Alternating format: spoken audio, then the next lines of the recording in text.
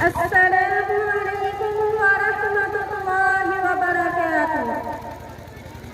نحمده ونصلي على رسوله الكريم.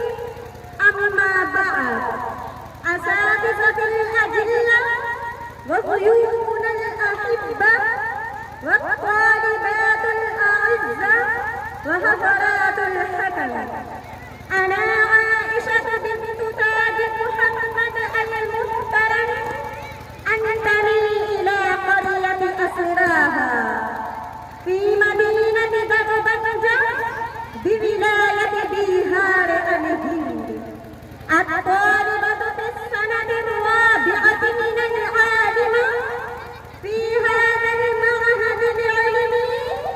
أتشرف بالمساهمة في مسابقة سنوية ذات الجوائز.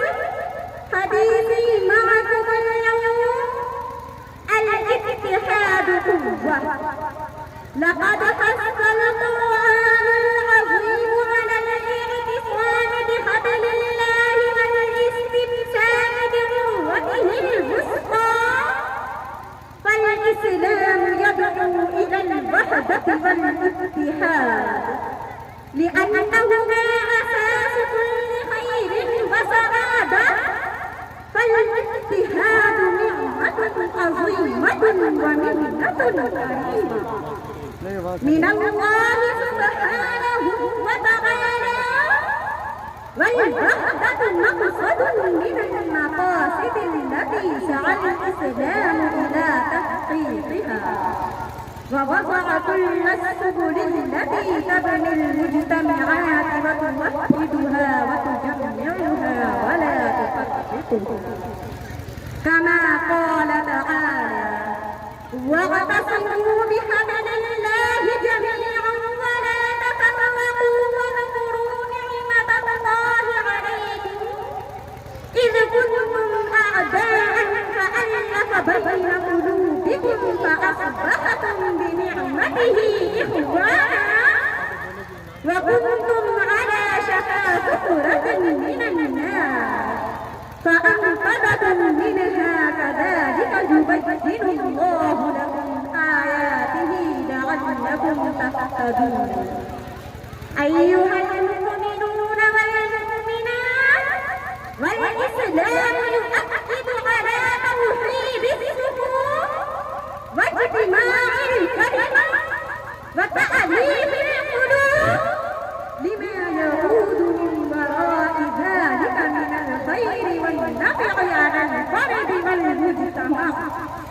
ووجه الإسلام إلى نبذ التنازع والبعد عن التهذب واجتناب التفرق، فكل ذلك يفضي إلى الفشل والتمزق وضياع الأمن وذهاب الاستقرار، كما قال تعالى: وأطيعوا الله ورسوله ولا تنازعوا فتفشلوا وتذهب ريحكم واصبروا إن الله مع الصابرين.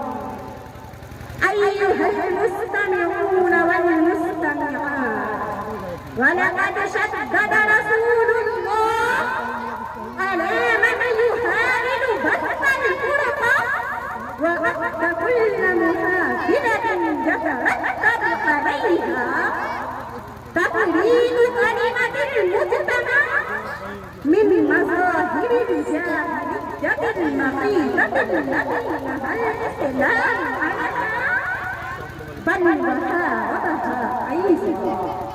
والآن هذه الأمة محتاجة لوحدة الصف، وهذا أمر فطري تتعلق به أفئدة جميع المسلمين، وخاصة عندما يظهر تجارب الأعداء.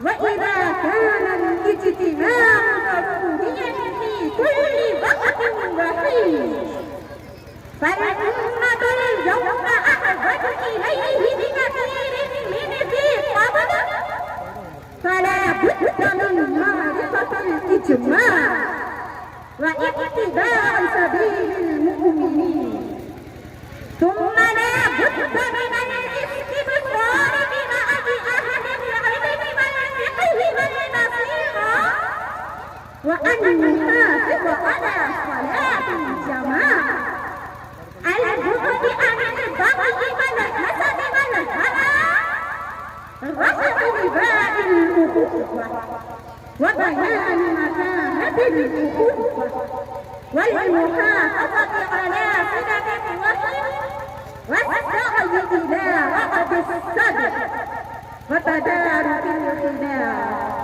وفي الختام اللهم اغفر للمسلمين والمسلمات والمؤمنين والمؤمنات واجمع كلمتهم على الحق وألف بين قلوبهم وأصلح ذات بينهم وانصرهم على عدوك وعدوهم وآخر دعوانا أن الحمد لله رب العالمين والسلام